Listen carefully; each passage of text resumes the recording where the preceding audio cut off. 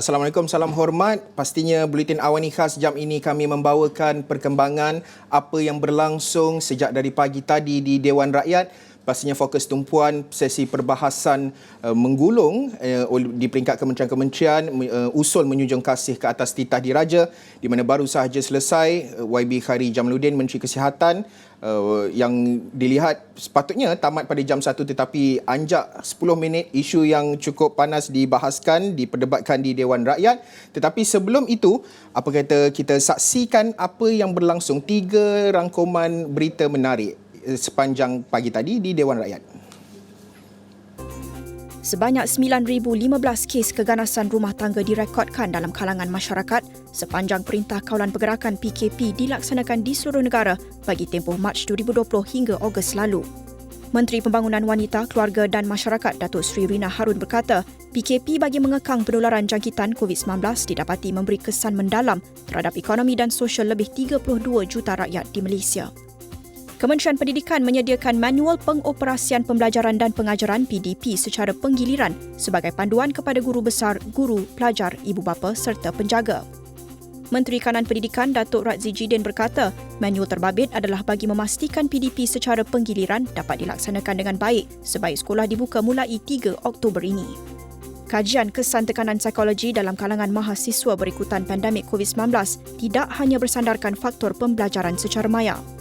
Sebaliknya, Timbalan Menteri Pengajian Tinggi Datuk Dr. Ahmad Masrizal Muhammad berkata, kajian kendalian dua agensi itu turut mengambil kira beberapa faktor masalah lain dalam situasi masing-masing.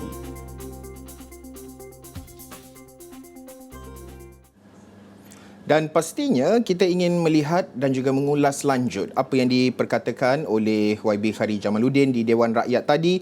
Bersama saya menerusi Skype ketika ini untuk melihat apakah strategi-strategi seterusnya mendepani pandemik ini, Datuk Dr. Zainal Arifin Omar yang merupakan Presiden Persatuan Pakar Perubatan Kesihatan Awam Malaysia. Datuk, terima kasih kerana sudi bersama dengan Astro Awani. Sebelum saya bertanyakan berkenaan dengan isu yang cukup panas dibahaskan di Dewan Rakyat, terutamanya melibatkan strategi ujian COVID-19 ini, kita dengarkan dahulu sedikit petikan apa yang dikatakan oleh YB Khairi di Dewan Rakyat tadi. Sekarang ini kita sedang siapkan satu national testing strategy. Jadi jelas di peringkat mana kita anggap bahawa kawasan itu boleh beralih kepada fasa mitigasi. Dalam keadaan apa ia masih lagi dalam keadaan late containment yang boleh kita masih lagi test sama ada gejala, tidak bergejala dan sebagainya. Ini saya rasa tidak jelas sebelum ini. Sebab itu di lapangan ada pelbagai interpretasi tentang testing. That's why sekarang ini saya telah minta supaya satu testing strategi yang jelas dapat kita laksanakan dalam keadaan-keadaan tertentu. Tetapi yang berhormat, kita juga kena empower Jabatan Kesihatan Negeri untuk determine berdasarkan kepada trend penularan kes mereka, sama ada mereka sudah mitigasi ataupun late containment, dengan mengambil kira juga aset yang sedia ada. Kalau aset tak cukup yang berhormat, buat apa kita buat asymptomatic testing? Dah tak cukup tangan dah untuk melaksanakan asymptomatic testing, kita nak kena beralih kepada fasa mitigasi.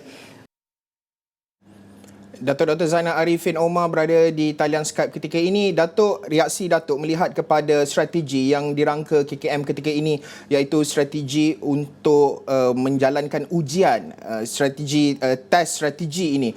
Pandangan Datuk, apakah bentuk strategi yang boleh, doable dan juga yang wajar dilaksanakan tak kala kes masih lagi di peringkat 5 angka ketika ini, Datuk?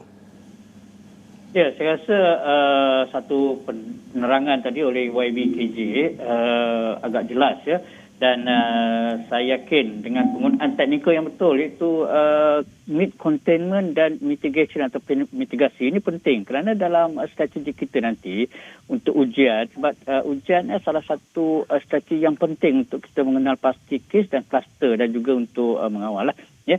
Jadi memang betul sekarang kita telah ada banyak alat-alat ujian yang boleh dilakukan ke diri, tetapi kerajaan saya pasti akan menyusun pertama terminologi yang betul, kes mana yang akan didaftarkan sebagai kes. Yang kedua, betul kita akan melakukan FTTIS, tetapi mungkin tidak boleh dilakukan ke seluruh negeri. Mungkin pada tempat-tempat ataupun lokasi yang dijangkakan akan berlaku kes, dan juga mungkin kita juga perlu satu sistem kita panggil surveillance, sebagaimana yang kita buat pada kes-kes seperti flu dan sebagainya, yang mana kita akan melakukan ujian dan kita akan buat tindakan cepat. Dan tak semestinya kita mengadakan ujian untuk keseluruhan kes. Jadi strategi kebangsaan itu adalah amat penting dan sudah tepat dan sampai masanya. Ya, saya. Datuk, melihat kepada simptomatik, asymptomatic pada ketika ini, bagaimana Datuk melihat keperluan itu? Sama ada perlu masih lagi menjalani secara PCR, test kit, kerana dalam blok kedua perbincangan kita nanti saya akan memfokuskan berkenaan dengan rebate terhadap ujian kendiri. Tetapi pada ketika ini untuk strategi test ini, adakah wajar untuk apakah bentuk pertimbangannya itu menerusi PCR, kendiri dan juga sama ada kes simptomatik ataupun asymptomatic, bagaimana Datuk? Ya, ini perlu kita perhalusikan. Ya, pertama kerana untuk kes-kes asymptomatic sebenarnya dia tidak berjangkit, ya, sebab jangkitan akan memudah apabila kes bersimptom, ya, pertama. Yang kedua, kita tahu bahawa jika kita buat semua kes-kes secara asymptomatic atau secara random secara rawah, maka kita akan dapat kes yang banyak, ya, yang mungkin tidak termampu untuk kita lakukan contact tracing atau untuk kita lakukan pengasingan secara total, ya. Jadi yang pentingnya adalah kadar katakan prediction yang tepat oleh peringkat kesihatan daerah, ya. Dan begitu juga kita kena lihat bahawa keperluan untuk melakukan ujian kendiri itu siapa. Mungkin dia untuk melakukan kerja atau untuk melakukan lawatan dan sebagainya, ya. Jadi kalau kita minta orang atau sengaja saja buat, ini juga akan membeban kepada sistem kesihatan, ya. Jadi betul, definisi yang tepat, tempat yang tepat dan juga satu kawalan yang tepat perlu dilakukan untuk FTTIS dan juga untuk ujian asymptomatic. Ya. Yes, saya. Datuk, antara perkara lain yang disentuh oleh Menteri Kesihatan adalah berkenaan dengan kelewatan pelaporan kes kematian. Ini perkara yang kami di pihak media juga kadang-kala untuk melihat data di COVID now itu juga ada sedikit kekeliruan, tetapi sesi penerangan berterusan oleh Kementerian Kesihatan bersama dengan pihak media juga agak membantu dari segi penjelasan untuk memahami page COVID now, data-data statistik pelaporan kematian terutamanya. Pandangan Datuk, bagaimana kita ingin memastikan bahawa pelaporan kes kematian ini adalah telus dan jelas dan mudah difahami? Angka dan data, real time data itu adakah cukup memadai menerusi COVID now melihat kepada angka kematian ketika ini, Datuk?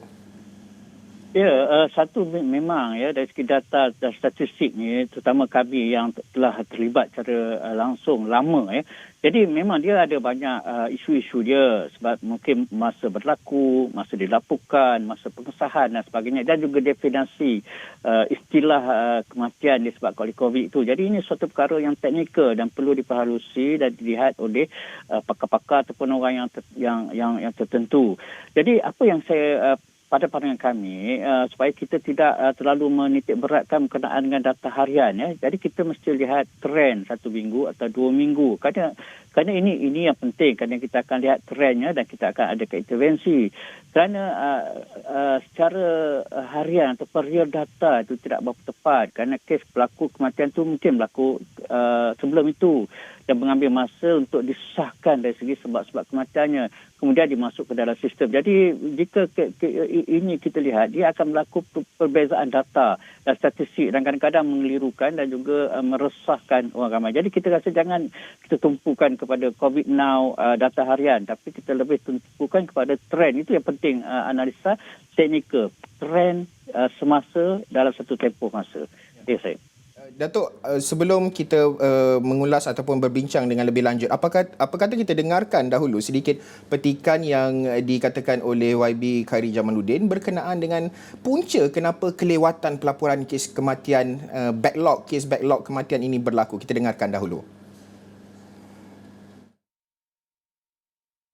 Hanya kematian yang disebabkan oleh jangkitan COVID-19, due to COVID-19, dilaporkan sebagai kematian COVID-19 dan bukan kematian with COVID-19. Jadi proses untuk mengenal pasti sama ada kematian itu adalah due to COVID-19, disebabkan COVID-19 dan bukannya kebetulan ada COVID-19 perlu diadakan bagi tujuan statistik kebangsaan. Ini juga turut menjadi penanda aras di peringkat antarabangsa. Klasifikasi ini adalah mengikut garis panduan yang dikeluarkan oleh Pertubuhan Kesihatan Sedunia WHO pada bulan April 2020. Bagi tujuan ini, pelaporan kematian dari fasiliti kesihatan ke CPRC pusat sepatutnya mengambil masa 24 hingga 72 jam setelah kematian berlaku, memandangkan terdapat juga penyiasatan lapangan yang harus dijalankan. Bagi kes-kes yang memerlukan bedah siasat untuk mengenal pasti punca sebenar kematian, seperti kes yang meninggal di dunia atau luar hospital, BID, ada kalanya mengambil masa sehingga 6 minggu. Yang ini yang menjadi backlog yang akan kita usahakan supaya dapat kita clearkan. Sekejap, Gopeng, can I just finish please? Thank you. Secara amnya, tunggakan pelaporan kes kematian ini tidak hanya berlaku di Malaysia, malah ianya juga turut berlaku di negara-negara lain, US, UK, India, dan kita tidak terkecuali. Di Malaysia, tunggakan pelaporan ini berlaku di seluruh negara, namun kesannya amat ketara di Lembah Kelang. Memandangkan pada akhir bulan Julai sehingga pertengahan Ogos 2021, Lembah Kelang mengalami peningkatan kes COVID-19 yang signifikan, sekaligus mengakibatkan beban kerja yang tinggi dan kekangan di lapangan dari segi sumber, terutamanya sumber manusia. Itu dia tadi, Datuk, penjelasan YB Khairi Jamaluddin. Respon Datuk kerana pada ketika ini untuk menganalisis secara ringkas berbaki dalam 2 minit ini sebelum kita rehat. Yang pertama ini, bagaimana Datuk melihat sumber manusia untuk membuat ujian terhadap kes-kes kematian? Adakah masih lagi perlu ditambah jumlah kapasiti, manpower, facility pada ketika ini, Datuk? Ya, ini sebenarnya bergantung pada sebenarnya kita ada sistem kita pada medically certified death yang mana ini satu sistem pelaporan kematian disebabkan oleh apa yang dibuat diagnosis perubatan untuk kes-kes lain juga. Dan untuk kes COVID-19 memang betul pertama yang kita mesti tentukan bahawa kematian itu disebabkan oleh COVID, bukan bersama COVID. Kalau orang mati aksiden dan dia COVID positif, tak semestinya itu kematian COVID. Jadi ini contoh. Dan jadi kita memerlukan ahli-ahli yang mampu membuat kerja itu di peringkat daerah dan juga memasukkan data, membersihkan data dan kemudian melaporkan. Jadi memang memerlukan satu kumpulan staf ataupun kepakaran. Jadi kemungkinan kita juga kurang ahli-ahli itu di peringkat terutama di peringkat daerah dan peringkat negeri. Jadi itu yang kadang-kadang tu berlaku kelewatan untuk melakukan kerja-kerja ni termasuk juga untuk melakukan postmortem dan sebagainya. Ya saya. Datuk, baik, pastinya selepas ini kita ada lagi beberapa isu yang akan kita highlight, terutama berkenaan dengan rebate swab, kerana kalau kita lihat individu, kalau contoh macam saya sendiri, jika saya buat ujian kendiri, jika negatif saya tidak akan melaporkannya di dalam sistem. Jadi data itu kita tidak tahu berapakah jumlah data keseluruhan individu-individu yang membuat ujian, sama ada di makmal, menerusi makmal ataupun ujian kendiri terutamanya. Jadi perbincangan ini akan saya bawakan selepas ini. Kita berhenti rehat seketika, berjumpa selepas ini.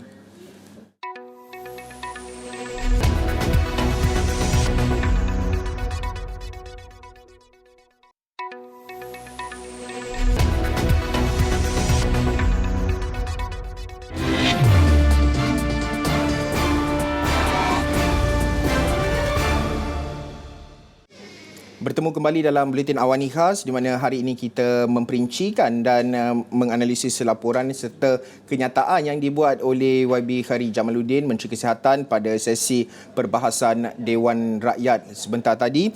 Dan pastinya antara perkara yang disentuh oleh beliau adalah berkenaan dengan rebate ataupun rebat yang akan diberikan kepada individu-individu yang membuat ujian Kendiri. Apa kata kita dengarkan dahulu sebelum kita meneruskan perbincangan bersama dengan Datuk Dr. Zainal. Kita dengarkan dahulu apa kata YB Khairi.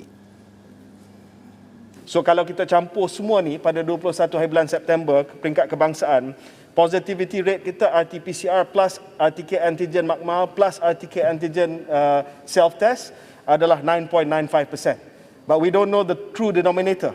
Sebab kita tak tahu berapa ramai yang telah melaksanakan self-test tersebut. Jadi saya... Menteri, Yes, sir. that is a gross under-reporting, Menteri. Ya. Kerana mereka yang negatif tidak akan membuat pelaporan. That's what I'm trying to- yeah. Kecuali kalau kita incentivize mereka, Menteri. I was just about to get there. So.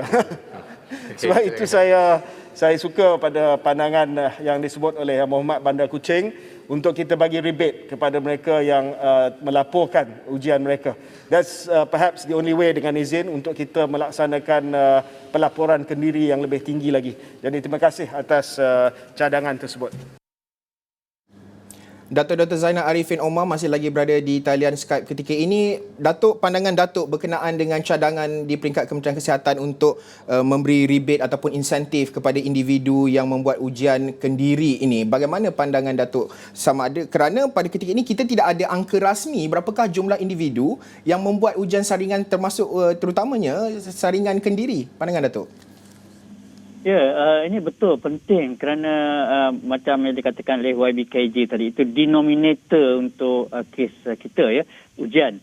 Kerana kalau kita lihat bahawa jika kita buat banyak ujian, maka kita punya positivity rate adalah penting, ya. Jadi pada masa ini kita hanya ada data-data rasmi, ujian-ujian rasmi yang dibuat di fasiliti dan melaporkan, ya. Jadi kemungkinan dia punya kadar positif itu tidak menggambarkan yang sebenar kerana banyak kes ujian yang dibuat tidak dilaporkan, jadi tidak menunjukkan data yang betul.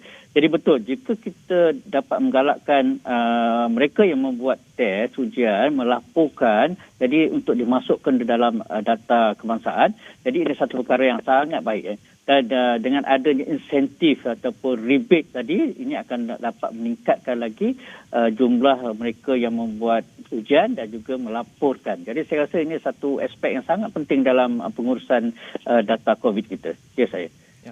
Datuk, sebab pada ketika ini ada dalam saya mengikuti perbahasan di Dewan Rakyat, ada beberapa ahli parlimen yang mencadangkan supaya harga test kit itu dikurangkan lagi. Pada ketika ini harga runcitnya RM19.90, harga shilling runcit. Pandangan Datuk, adakah bentuk rebate ataupun insentif rebate itu boleh diberikan dari segi pengurangan, penurunan lagi, subsidize, memberi subsidi kepada test kit, ataupun apakah bentuk rebate ataupun insentif yang dilihat wajar pada ketika ini untuk kita mendapat satu angka rasmi dominator itu? Pandangan Datuk. Ya, ini juga satu cadangan yang baik kerana kita rasa kalau kita dah tambah sekarang ni, kita ramai dia makin ramai nak buat ujian kendiri, mungkin untuk pekerjaan, untuk ke sekolah, untuk pelancongan dan sebagainya. Jadi kita akan lebih rasa selamat jika ramai orang membuat ujian kendiri. Yang kedua, kita akan dapat data yang betul bila kita melaporkan. Jadi saya rasa insentif boleh dalam pelbagai bentuk. Pertama dari segi diskaun ataupun penurunan kos ujian. Yang kedua, kita juga boleh menggalakkan orang ramai sebelum melakukan aktiviti yang penting seperti pelancongan supaya melakukan ujian. Jadi dan ketiga, mungkin kita jika mereka sentiasa atau selalu tepat pada ujian itu, maka kita boleh bagi insentif lain penghargaan lah. Ya, saya. Datuk, seterusnya antara perkara yang menjadi kebimbangan di peringkat Kementerian Kesihatan adalah isu BID, broad in depth ini, kematian di luar fasiliti hospital ini, fasiliti kesihatan. Dan apa kata kita dengarkan dahulu sedikit petikan apa yang dikatakan oleh YB Khairi Jamaluddin berkenaan dengan siasatan yang dilakukan oleh KKM berhubung dengan peningkatan kes kematian BID. Kita dengarkan dahulu. Bagi mereka yang under health care providers care adalah 217, 14%.